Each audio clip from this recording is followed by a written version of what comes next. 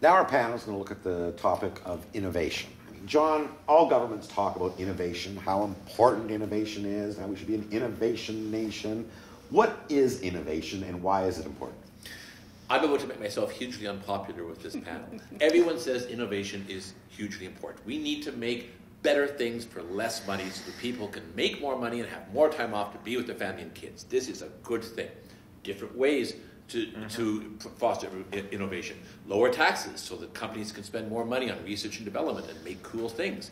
Spend higher money on taxes to direct different parts of the economy in different ways, to educate people, so that they're more productive themselves. You know what? Here's the thing. It's called the limits of government. I've been a reporter now for 25 years. I've covered NDP governments, Liberal governments, Conservative governments. I've seen them innovate this way. I've seen that productivity agenda and another productivity agenda. They've all failed.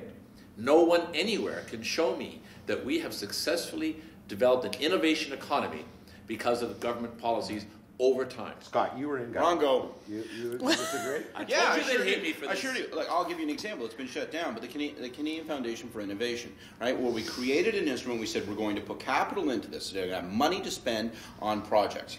Pair that with what was called the Canada Chairs. We go around to universities and say, we're going to endow a chair so that they can study in a certain area. It fosters intellectual activity, fosters development. You create clusters of activity. Government isn't there sort of fine-tuning who does what. Gives the money, primes the pump, and you see what happens. Let me give you just one example of where it is. Have you been to Saskatoon recently? It's a hell of a lot different city now than it was 20 years ago. It has now become a place that is a centerpiece for advanced research. You see a ton of scientists there from around the world. There's the Particle Collider, which was a big project that was championed with CFI money and with other money. So you can do it. You can do it right. The problem is governments try to get too invested into it, and they start trying to pick winners and losers. This project, this development, that development. That's where you get into trouble. But create that prime the pump money, and you can make a difference. Kathleen, what should governments be doing to try to foster more innovation? Innovation comes from investment, and it comes from vision. So you actually have to have a vision for what your country is going to be and how you can invest in your population. I don't think currently this government has one. I think that there has been previous governments that have been successful in promoting things like giving internet access to other communities, to broadening people's access to the internet and computer technologies. Currently, I don't see this government going in the direction that would actually move this country forward at all. Sorry, Tim. Yeah, well, I'm shocked by that comment, of course, Kathleen. But innovation is often the bright, shiny object for the politicians. They want to hug it. They want to go to the plants, and hopefully they don't put on the hairnet, but they'll put on a construction helmet and walk around.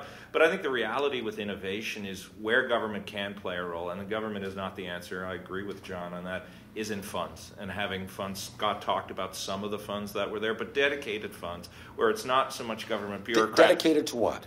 Dedicated to advancing research or opportunity in a particular scientific pursuit that can then be potentially commercialized. Because innovation matters to a government when it can be taken from a research report and turned into a product or a service that Canadians can then take advantage of. That's where governments are very interested in seeing success. They're not often very good at achieving it. There are some examples, but there aren't as many as there should be for all the money that's been spent.